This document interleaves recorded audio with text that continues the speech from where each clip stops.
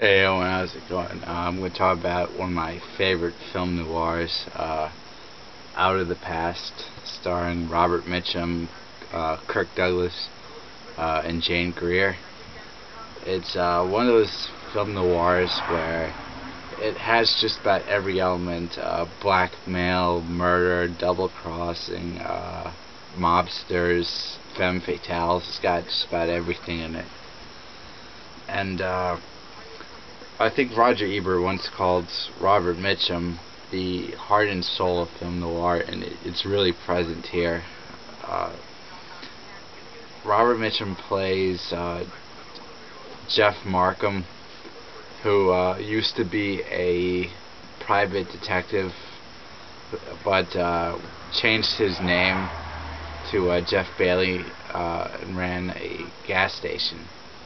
Uh, Basically to hide from a mobster who he was hired to find his wife, who took about, I think, $40,000 from him and ran to Mexico. And he finds her in Mexico, and instead of bringing her back like he was supposed to, he falls in love with her, and they attempt to evade Kirk Douglas's character, the mobster, whose name is Whit. Jeff and Kathy. But one of Kirk Douglas's men finds out about it and tries to blackmail the two, and he gets shot, so they go into hiding. And this is years later. Kirk Douglas, Whit, finds them once again. They're apart, but he finds Jeff, and he tries to hire him to do a job of getting some documents from a tax guy. And Jeff is kind of like, why should I do this? I mean, nothing could good come from this. He has every reason in the world to try to hurt me. He has a motive to hurt me, and lo and behold, he's right. It turns into double crossing, blackmail, all that kind of stuff.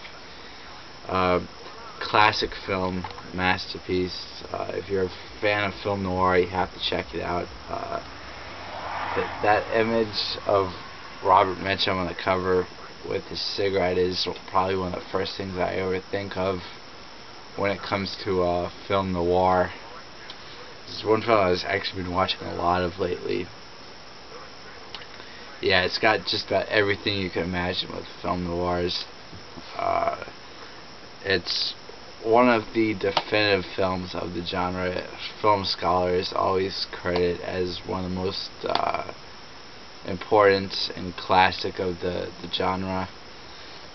Basically, I'm just keeping this short, so if you haven't checked this out, check it out.